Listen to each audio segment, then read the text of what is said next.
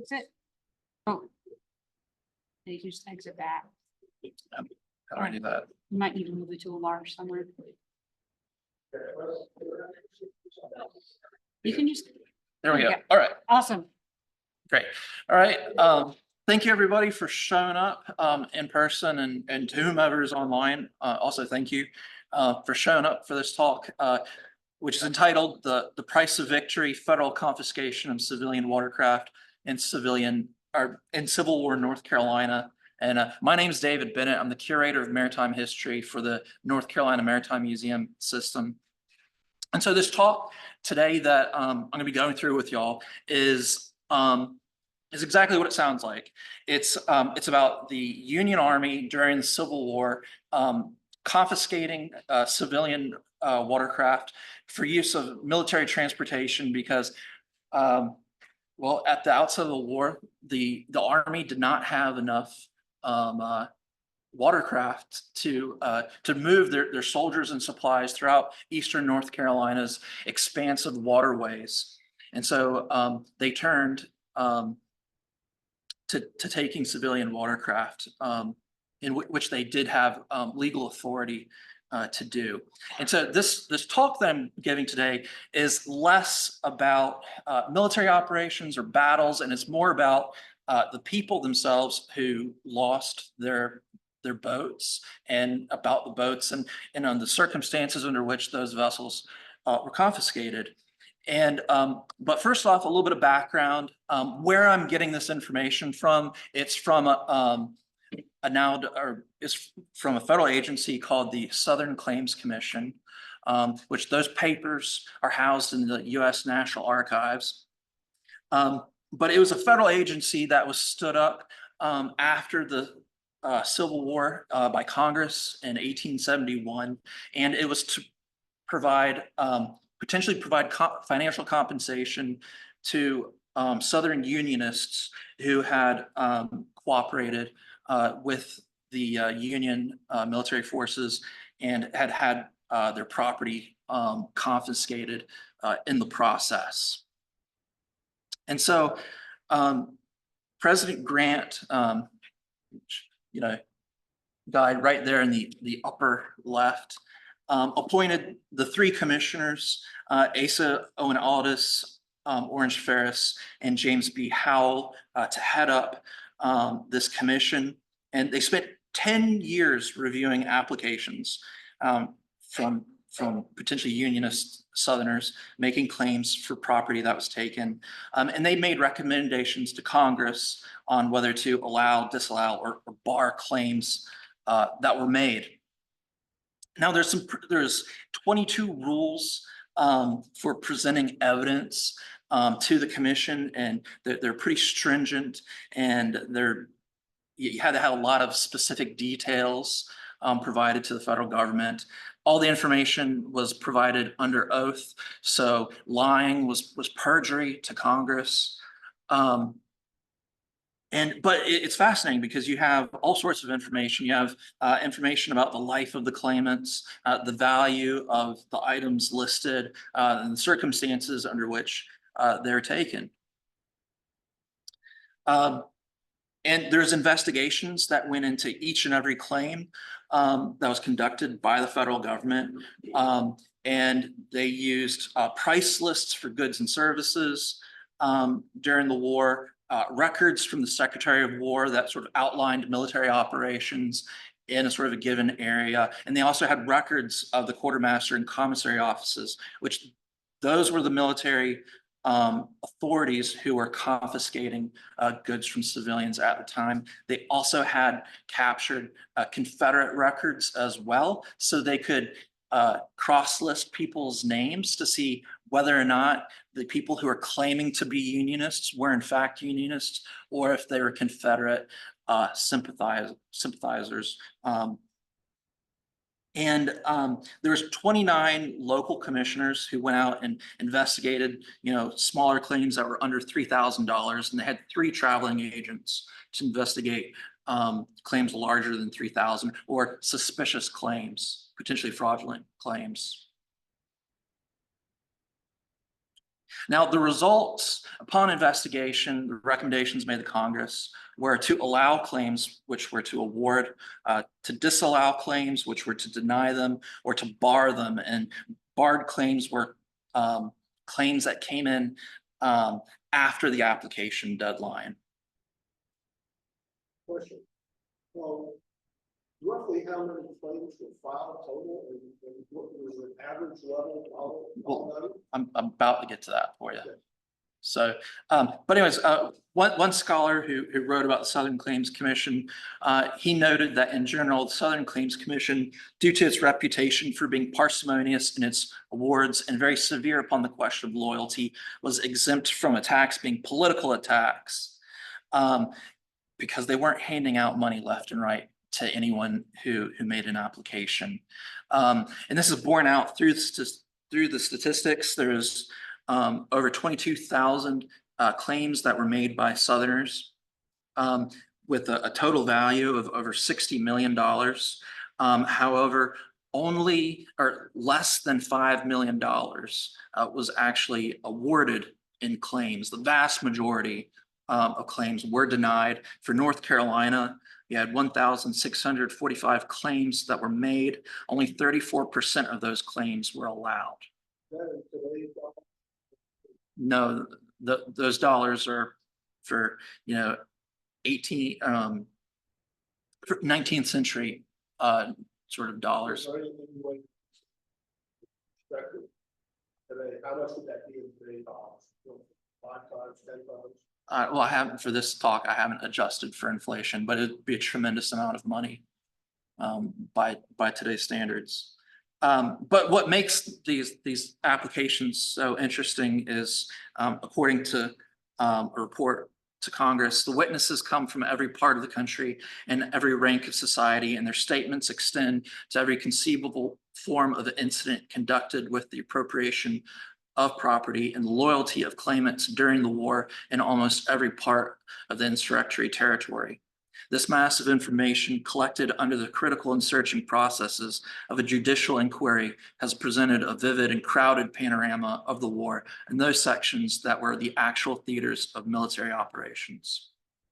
So we can learn about all kinds of people, basically. The first person that I want to talk about is Andrew Ward, who took up residence along the shores of Bogue Sound, kind of where like Highway 24 would be today. He was, at the time of his application in 1872, he was 70 years old, and he had been formerly enslaved, and he had come out of Beaufort. I believe it looks like he was probably the property of a resident by the name of Jane Ward. But during the Civil War, he had left Beaufort and moved to the Bogue Sound area.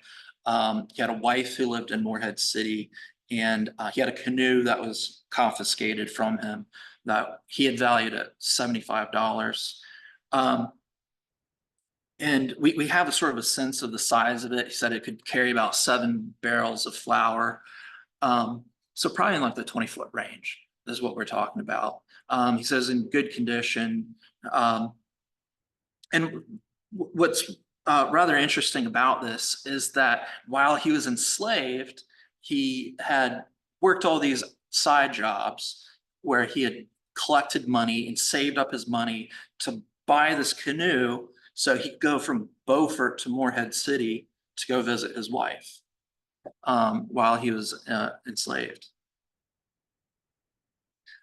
So the circumstances under which his canoe was confiscated was during a Union Army reconnaissance mission that took place in 1863, where you had troops from the 9th New Jersey Infantry. They're headed out to White Oak River to scout out Confederate positions along the river, but they didn't have, they needed boats to do it. And so they stopped off at a landing along Bogue Sound owned by Parker Whittington. And Ward and Whittington were neighbors, and both of them kept their boats there. And the soldiers, they took the boats and went on their way. It was sort of an inconclusive operation because they didn't find Confederate troops that were out there. A storm came up. They were able to make it back in Whittington's boat, but Ward's boat was taking on water. So rather than slog it out slowly, they decided to destroy the canoe to prevent it from falling into Confederate hands. And so that's how he lost his boat. Originally, he had claimed $75. In the end, he received $60 from the federal government. You had Marcus Stewart of Beaufort, North Carolina. But before I talk about Marcus, I want to talk about his widow, Julia Stewart. She's the one who actually made the application. She was 35-year-old in 1877, formerly enslaved. She'd had a job washing people's clothes since 1862. And she was raising 3 kids on her own. And she was trying to claim her husband's sailboat, Elizabeth. So what we know about Elizabeth is that it was a lap strake, clinker-built boat. So that the planking was overlapping on it. This is 18 to 20 feet long, about 7 feet wide. And it came with all of the sort of equipment, sail, rigging, etc. The estimated value is about $200. Now Marcus, who had originally owned the vessel, he was informally enslaved by Alex Stewart of Straits, which is across from Harker's Island. So he was living down east prior to the war. He had purchased the sailboat from his former master, Alex. During the war, he had worked for Union forces, ferrying men and supplies. He also served as a pilot, taking vessels in and out of Beaufort Inlet. After the war, he had a little farm outside of town. And then he married Julia right after the war, although they had been raising children together prior to the Civil War, but probably the circumstances of their enslavement prevented them from getting married. Unfortunately, he died in a maritime accident in 1870 and drowned.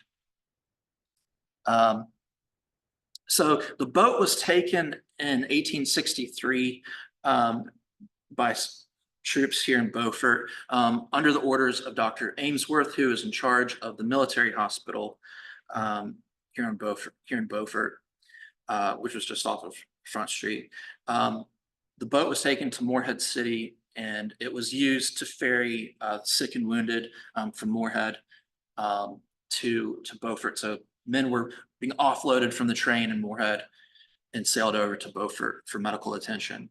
And they basically used the boat until it fell apart. It was a total loss. But this is a sketch right here of the military hospital, the building with the American flag flying over it. Might be a little difficult to see, it's somewhat faded. But why was this boat so special? Well, Marcus was poor. He had no money left in his estate when he died. And this vessel was the only piece of property that his family could conceivably claim that would help them a little bit, since they're struggling in poverty. They were able to get $175 in compensation for the boat. You had Caesar Manson, also of Beaufort, North Carolina, another formerly enslaved individual. And he was formerly owned by John Chapman Manson of Beaufort, freed by the Emancipation Proclamation in 1863. And he went to work for the Union military as a pilot. And he had his own sailboat called the Emma. And he's actually interesting. There's some interesting information about him during the Confederate occupation of Carteret County. So One witness, David Parker, testified that Caesar's business as a boatman brought him in contact with a great many men. And while the Confederates held Fort Macon, they threatened to tar and feather him for his Union sentiments. He was always a bold, outspoken man. They did shave his head on one occasion. This was done by Captain Pender of the Confederate Army to disgrace him and cow him down. So unfortunately, he was abused and threatened with violence by Confederate soldiers while during the Confederate occupation. Another sort of interesting sort of slice of life that we learned about him from testimonies of David Parker and John Pender. John Pender's a separate individual, no, not the same one that was just mentioned, but he hung out in barbershops in Beaufort because in the barbershops, they would get copies of the newspapers, and the barber was literate, and they would read out the news to all the Beaufort's Black residents, and that's how they would learn about what was going on with politics in terms of the war and potential emancipation, all this sort of news, and they would talk about the war and politics in barbershops in town. And we also learned from David Parker that he was an important individual amongst the boatmen and pilots. He said he was the leader of the boatmen about the harbor. I've heard this from nearly all the citizens of Beaufort. This was his reputation from 1862 till the end of the war. So he was sort of the leader amongst the Black pilots and boatmen who were transporting Union soldiers throughout the area. His vessel, Emma, was 25 feet long, length overall, 22 feet on the keel. Again, another sort of lap straight planked boat, valued at about $300. This was also purchased from his former enslaver, his former master. And it served as one of the main functions that Emma carried out was that of a mail boat. He was ferrying mail from Morehead City to Beaufort and to Fort Macon during the war. And it was confiscated by members of the 2nd North Carolina Union Volunteers in 1864. He complained to the local quartermaster, who said, your boat wasn't supposed to have been taken. It was taken in error. Here's a rowboat and some men. Go find your boat and we'll have it returned to you. Unfortunately, by that time, the boat was long gone and had been taken to Hatteras. So then the quartermaster, Captain Bowen, then sent him on his way up to Hatteras to go find the boat. Unfortunately, by the time they located it, it had been wrecked up around Hatteras Inlet. So it was a complete loss. And unfortunately, he did not receive compensation for his watercraft. I'll probably talk about that at the very end, reasons why people did and didn't receive compensation. Anyways, Silas Moore and William Martin of Craven County.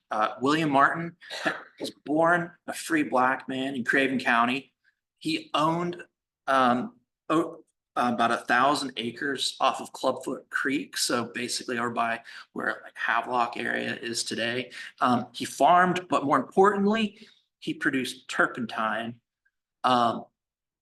which, this is what this image is illustrating, of men tapping longleaf pine trees for the raw turpentine or the gum from the tree, which was then shipped off to be distilled elsewhere. But he was also a mariner. He co-owned a couple of schooners, the Susan and Water Witch, which he acquired before the Civil War. He was a Unionist who pled allegiance to the United States government. He had 2 sons who served in the Union Army, and he is the alleged father of Silas Moore, one of his business partners. William's reputation amongst his white neighbors and residents of Craven County was rather good. William Pierce said that I am well acquainted with Martin. He was considered well off, being considerably interested in vessel property, owning an interest in 2 or 3 vessels. He stood as well in point of honor and integrity of any man in the county. So he's very well off and well thought of prior to the Civil War in Craven County. Silas Moore was also born a free black man in Craven County. He grew up in New Bern. He was raised by a single mother. He was a shipmaster by the age of 17. He went to go work on boats around age 13. And he was supposedly the son of William Martin. We say supposedly because his mother told him that he was the son of William Martin. William Martin never named him in any of his testimonies as being his son. He always talks about his other sons who served in the Union Army, but never Silas. And he says basically, well, I guess he's my dad. My mom told me he was. But William did employ Silas from a young age aboard his vessels. And then they later went into business together, co-owning the Susan. Silas was also sympathetic to the Union cause. And he had been arrested by Confederate forces at the beginning of the Civil War and forced to build fortifications in Newport. So one of the vessels, Water Witch, was a schooner, 40 feet long. It was a strong boat built out of Cyprus. It had been in use for 5 years. It wasn't terribly old. It had been overhauled before it was confiscated, so it was in great condition. And it had been co-owned by William Martin, Rufus Bell, and David Bell of Carteret County. But a half share was owned by William Martin. So half of the vessel was owned by William, and then Rufus Bell and David Bell each had a quarter share. And they had actually purchased that vessel from J.R. Bailey. Susan was similar to Water Witch, also had been overhauled before the war, very valuable, valued around $800. And this was the one that was actually co-owned by William Martin and Silas Moore. Sorry. But these vessels had been employed working the Neuse River. They had been hauling lumber and naval stores from Clubfoot Creek to New Bern. And the raw turpentine that had been gathered on Martin's property was barreled up and taken to New Bern, where it's distilled by W.G. Bryan. And we know he's distilling it for about 20 cents a barrel. Silas Moore, at the time of the Civil War, was overseeing both Water Witch and Susan. Moore was sailing one schooner, and he had a brother who was working on another one. Now, what happened was in 1862, you had the assistant quartermaster, Captain Slight, approached Silas Moore and basically said, either you can lease your vessels to us for $40 a month per boat, or we're just going to take them away from you. And he said, we'll go ahead and lease the boats to you. And so that's exactly what happened. The schooners were then taken to Roanoke Island. From there, they went to Norfolk, Virginia. And then they went to Newport News, Virginia, then to Aquia Creek, Virginia. And then they're last seen on the Roanoke River in North Carolina. And then we completely lose track of these vessels. The military loses track of these vessels. They're probably abandoned and sunk somewhere, but no one really figures out what happened to them.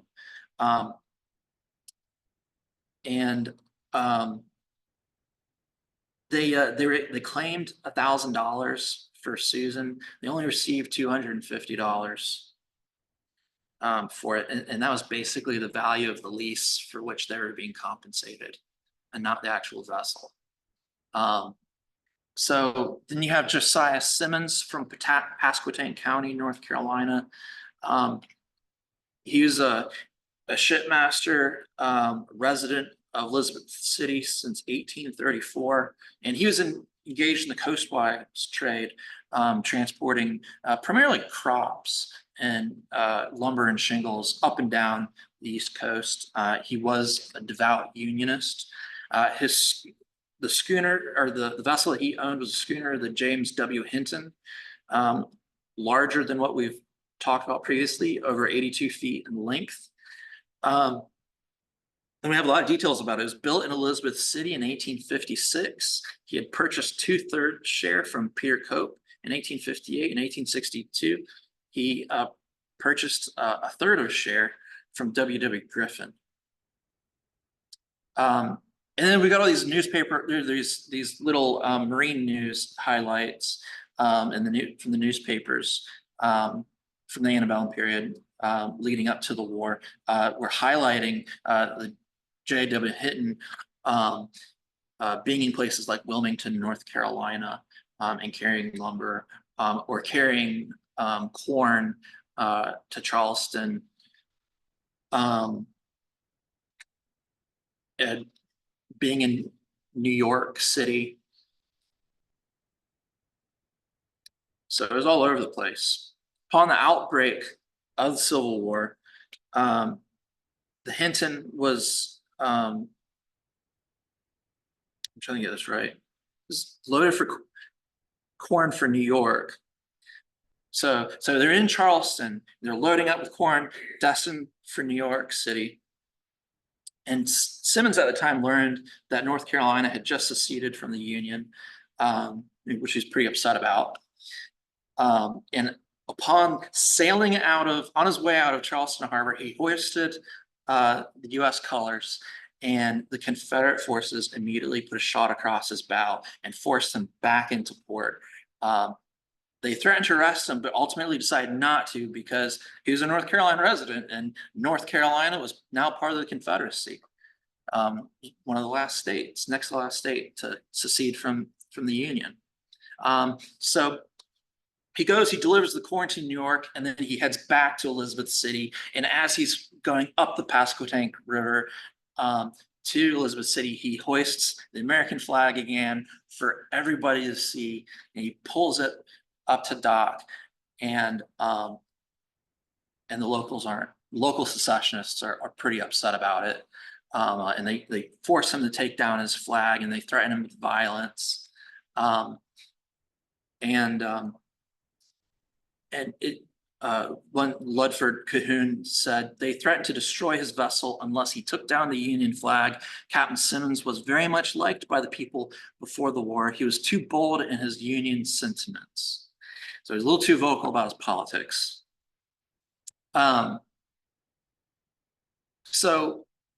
He was drafted into the Confederate Army. He showed up to the Pasquotank County courthouse, and along with other men, and he was the only man to refuse to join the Confederacy. They threatened to arrest him and court-martial him, but his friends got involved, and he was able to escape that situation. His family was divided over the war. He had 3 cousins go to the U.S. military, one of whom, James Hobbs, served as pilot aboard General Burnside's flagship during the invasion of Roanoke Island. He had 2 cousins who served in the Confederate Army, neither of whom survived the war.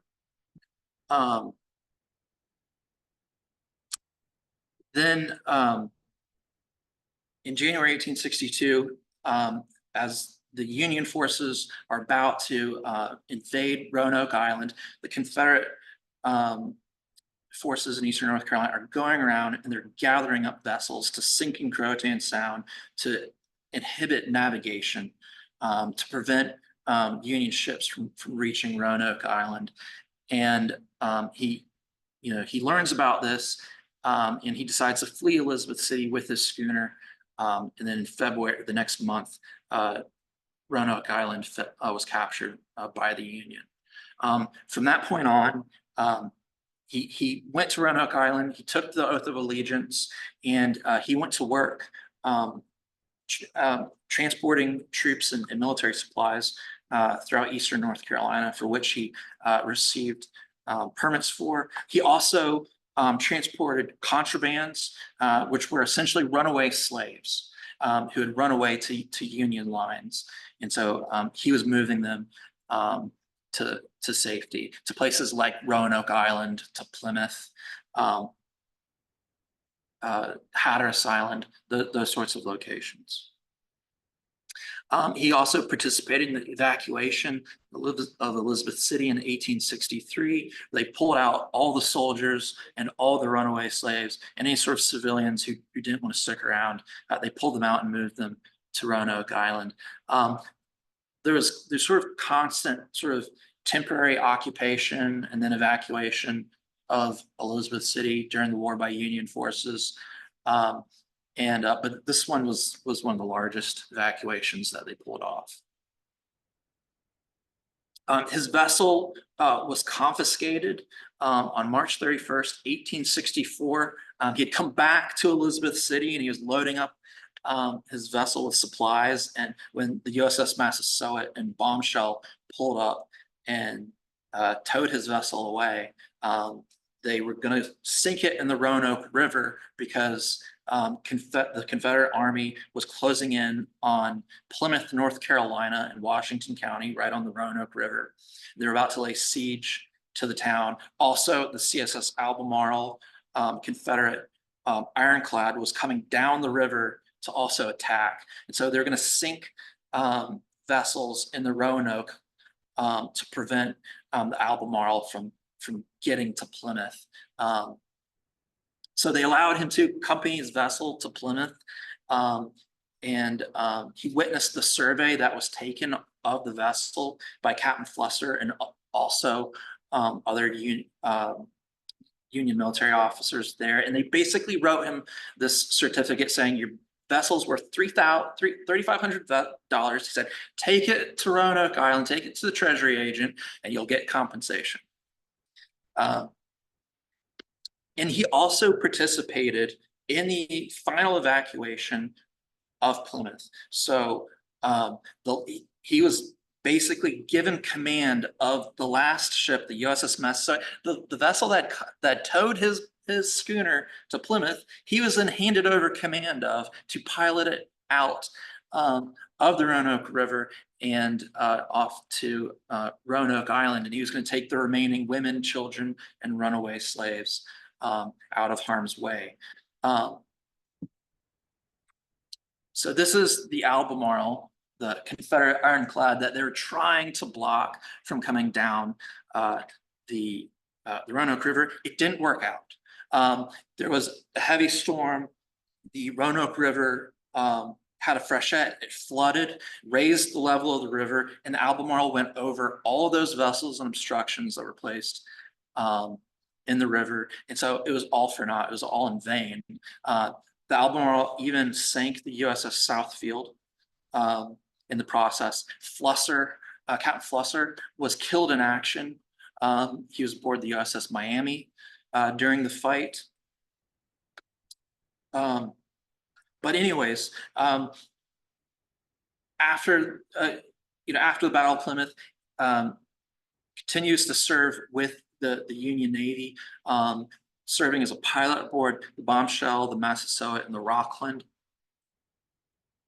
Unfortunately, during the war, he was unable to procure payment for his vessel. As I mentioned, Captain Flusser was killed in action. The Union Army quartermaster, who did the paperwork for the confiscation of the vessel, he was also killed in action.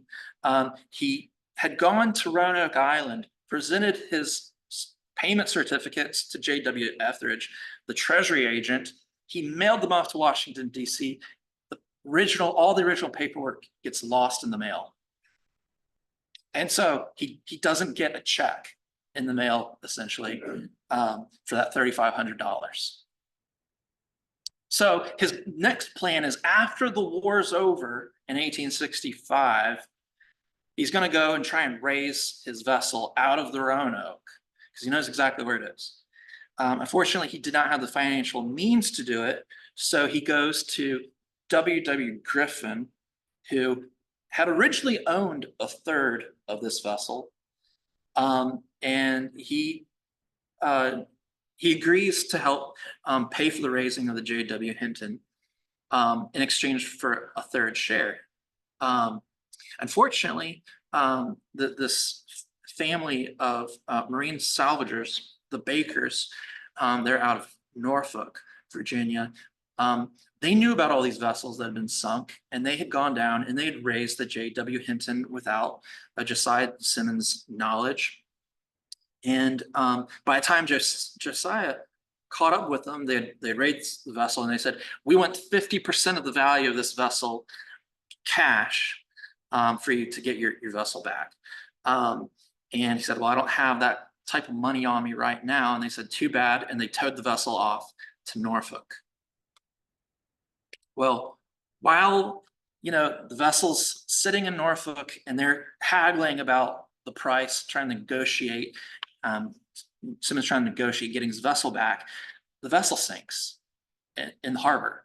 And the Bakers decide, well, we're not going to try and raise this thing a second time. And so Simmons hires a group of men and they raise Hinton themselves.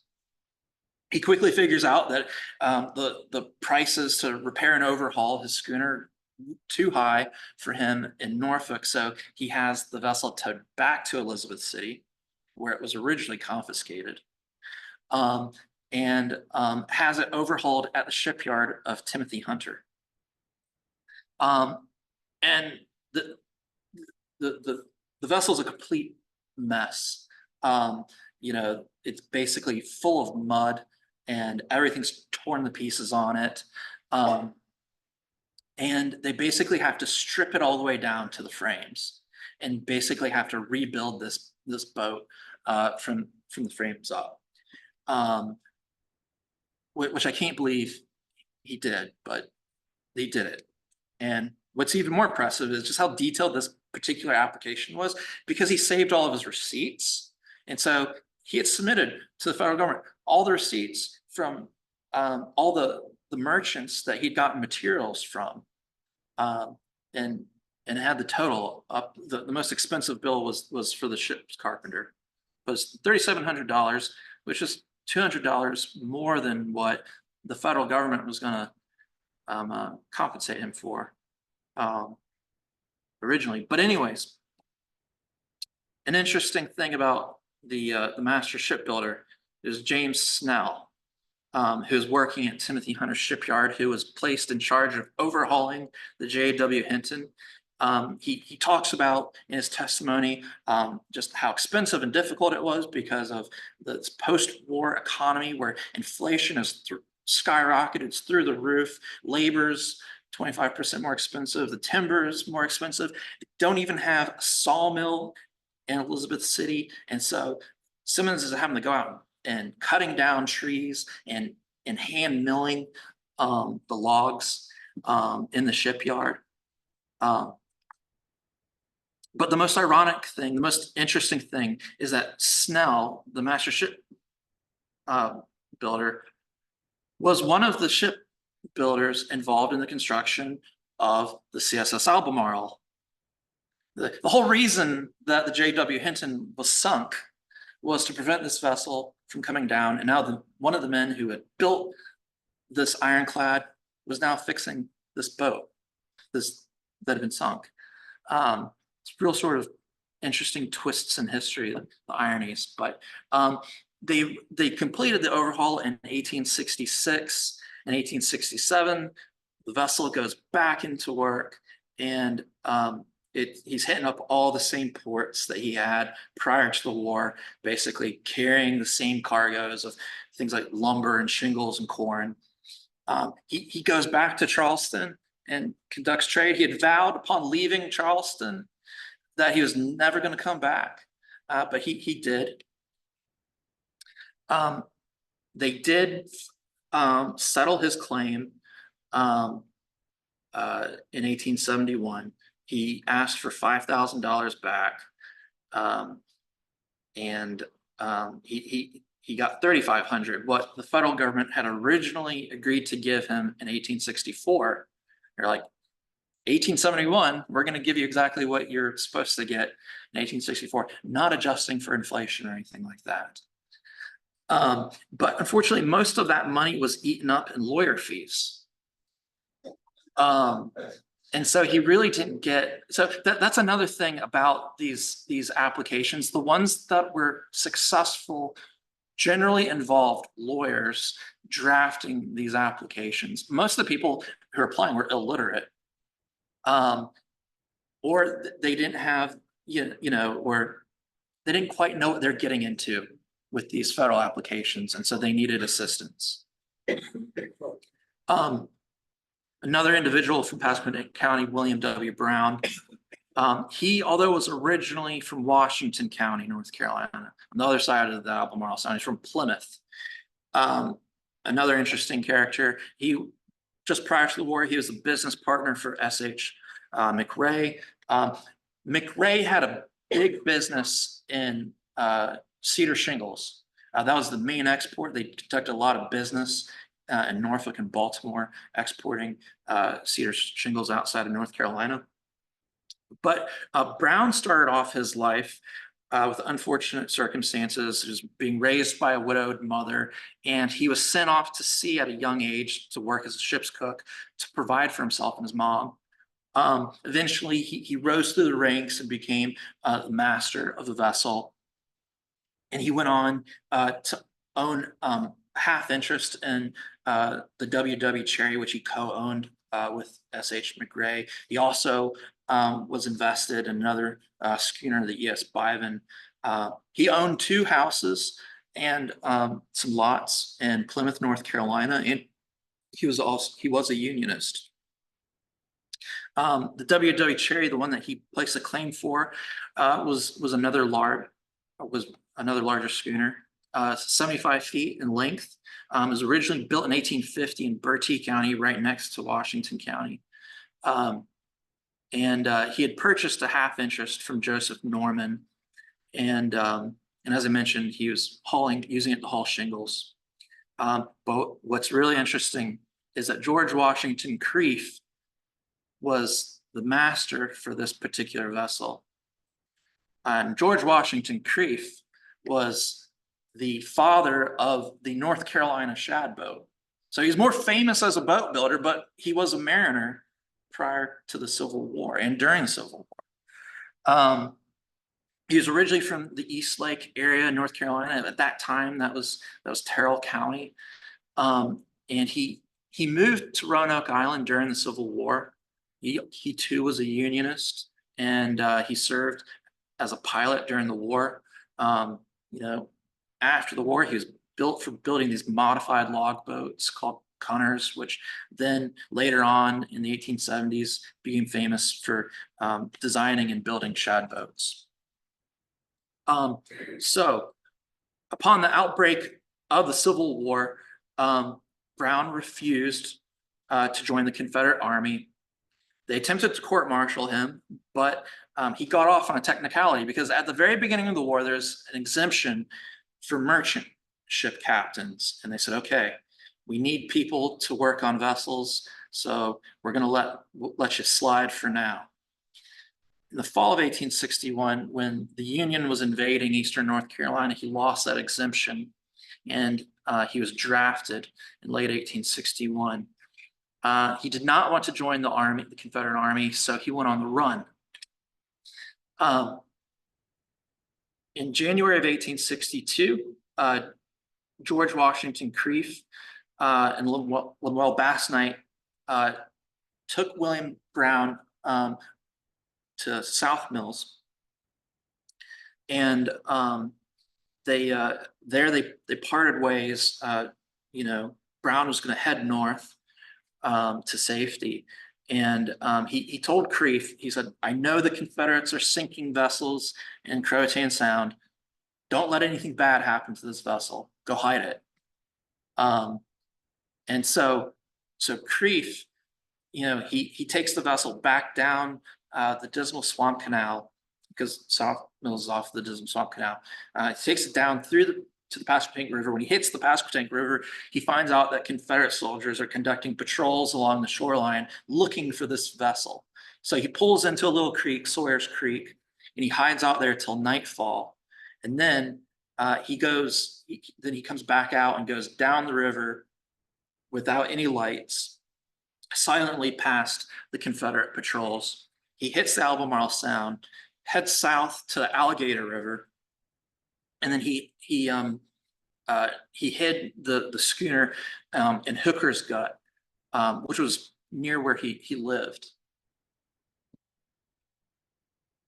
February 1862, Union forces capture Roanoke Island. Creef finds out about this, so he decides to head on out to Caroon Point, which was directly across from Roanoke Island, to try and link up with Union forces to let them know that he has the schooner and to figure out what his next move is going to be. He leaves Lemuel Bass Knight behind to guard the vessel. But when he gets to Roanoke Island, the Union forces say, bring the vessel to us and we'll give you a job, working on the water with this boat. And so he heads back to Hooker's Gut, but the schooner's gone. And this is a better kind of idea of the area that we're talking about. All right. So while he's off on his expedition, trying to link up with the Union Army, little does he know that there's a Union gunboat called the Huzzah that is at the mouth of Alligator River. And they send a small boat to go check out the creeks of the Alligator River to see if there's any vessels or Confederate troops that are hiding in the area. And they find the schooner W.W. Cherry, and they find Bass Knight aboard it. And they tell Bass Knight to take it out to the river, and then the Huzzah tows it to Roanoke Island. Bass Knight then writes up a little note and pins it on the door of George Washington Creef's house, saying, "Hey, the vessel's at Roanoke Island." So he finds the note on his door, and he turns right back around and he goes back to Roanoke Island. But when he gets to Roanoke Island, the vessel's gone again. This time it had been taken to New Bern, North Carolina. And so he goes to New Bern and he finds it on the waterfront. At the time, the Army was in the process of refitting it into a gunboat to be used in Corps Sound. And they'd renamed it the Gideon. And they said, sorry, we're not going to give this up to you. But we will provide compensation to William Brown. And so, Creef says, okay. And he heads on back to Roanoke Island. But we do know a little bit about this vessel as the Gideon. It was captained by M. Burns Smith. He's a resident of Smyrna, North Carolina. So, a Corps Sound community. He was a mariner and a pilot for the Union. And he also was accompanied by Israel Sheldon Davis of Harker's Island and Joseph Bloodgood of Swansboro on this vessel. And from 1862 to 1864, the vessel, now Gideon, is hauling lumber, supplies, artillery, munitions, all over eastern North Carolina, Beaufort, Morehead City, Fort Macon, New Bern, Hatteras, Roanoke Island, Washington. The vessel's all over the place. And there's quite a bit of documentation for its trips and what type of supplies and where it's going on what day. But then in November 28th, 1864, it's pulled up to the commissary wharf at Hatteras Island, and it's being loaded with supplies when a storm comes up and it sinks at the wharf. And this is witnessed by Hatteras local Charles Oden, and then is later confirmed by George Washington Creef, who was later sailing by and he saw this vessel. And that was sort of the demise of that vessel. But anyways, William Brown, as I mentioned, he fled North Carolina early on in the war. He does return in 1862. He goes to New Bern and takes the oath of allegiance, and he becomes a pilot on a number of Union Navy and Army vessels, the Massasoit, Washington Irving, Huzzah. Huzzah is the vessel that had originally confiscated his schooner. So he's then the pilot, sort of a recurring theme here. There's the vessel, the Pilot Boy, General Barry, Mystic, Eagle, and others that he served on. He left the service towards the end of 1864 due to poor health. As I mentioned, the W.W. Cherry, he lost that vessel and it sunk at Hatteras. Also, the properties that he owned in Plymouth, North Carolina, were destroyed during the Battle of Plymouth in April of 1864. So I'd mentioned the Battle of Plymouth earlier, where that other vessel had been sunk. This man, he lost not only his vessel, but he lost all of his properties in Plymouth as well. After the war, Brown moved to Elizabeth City.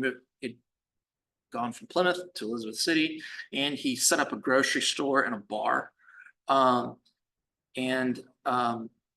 claim for the W.W. Cherry was finally settled in 1878.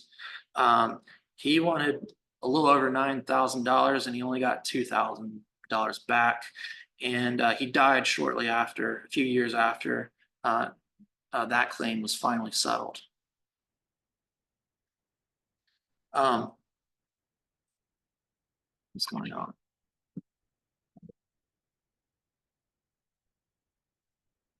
For some reason, presentation. Oh, what's going on here? Well, for some reason it's frozen up, but oh, there we go. So it's the end of the presentation. So I don't really have like a really solid conclusion for this, because this has basically just been sort of vignettes of sort of people's lives, talking about them before, during, and after the Civil War, talking about people in their boats. And as I mentioned, the vast majority of this information came from the National Archives, the Southern Claims Commission record group. But why some people had their claims awarded and why some of them were disallowed. In order, as I mentioned at the very beginning, in order to get a claim allowed, you had to have a lot of details presented in your applications. The more details, generally, the better. And then they would check up with your business associates, your neighbors, people in the community, military officers you may or may not have come in contact with. They interviewed those people. One of the things that tended to trip people up in these claims was the question of allegiance to the federal government. So, a lot of times people would say, well, I was a unionist. I sympathized with the Union Army and Navy. And sort of the investigator's attitude was, so what? You say we're a loyal citizen, but what did you do for the federal government during the war? And can it be substantiated by your neighbors and the people in a town? And that's usually where people got tripped up. There's also sometimes, some of these vessels, when they sank or went missing, the circumstances of their destruction was hazy at best at times. And so sometimes there wasn't enough evidence to really firmly establish, like, the vessel sank at this time and these people were ultimately responsible. If there was too many question marks, they usually disallowed it. Now, some of these people who made claims, who didn't receive financial compensation for their boats, did receive financial compensation for other items. All of these were ultimately, all of these applications that I've discussed today were allowed claims. They might not have received money for the boats, but there's other properties that were either confiscated or destroyed that they had claimed as well that I didn't go into. So for instance, you know, someone might have had, barrels of turpentine that were confiscated, or bales of cotton. Or they might have had, you know, cords of wood. I've even seen instances where people had trees that were cut down on their property, to be milled into lumber. They received compensation for those trees that were cut down. Um, but anyways, I hope that kind of will fill that kind of gap in your mind about these sort of things. But I want to kind of open it up to y'all to see if y'all have any questions about the presentation, about the different stories that we discussed.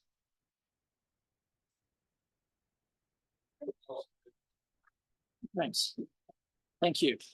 Yes, ma'am. You did a when you say $2,000, what does that equate to those?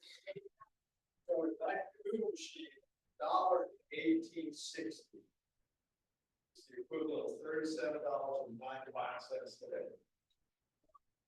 So yeah, I don't know if y'all heard that is about, you said $1 in 1860 was about $37 of today's money. So yeah, that kind of gives you an idea. And they were only paying out in, you know, sort of the 1860 era dollars. Like I said, they weren't adjusting for inflation, because some of these claims were being awarded in the 1870s and even into the early 1880s. And so there, a lot of time had elapsed, and like I said, at one point in the presentation, there was sort of runaway inflation in North Carolina's post-war economy that wasn't really being accounted for. Yes.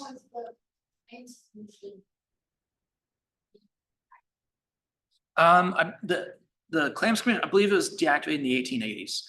So after they had gone through all the claims. Are there any other questions? Let me see real quick if there's anything. You mentioned the attorneys fees made up a lot of the claim. Mhm. Yes. There was one thing, was 3,500 showed the that. Did you have any idea what that attorney was paid out of? How much that did? Oh, that one story. So the question is about attorneys' fees eating into these awards. Right off the top of my head, that one claim that was about $3,500 that was awarded. I can't remember how much was awarded in attorney fees, but I remember the attorney's receipts were attached. And it was something like, it was more than half the claim, I think, was being eaten up in attorney fees, because, you know, I think that claim was submitted in the early 1870s or 1870s, like 1871, but didn't get paid out till like 8 or 9 years later. Some of those guys still have the budget. So I don't know, is there any other questions or comments?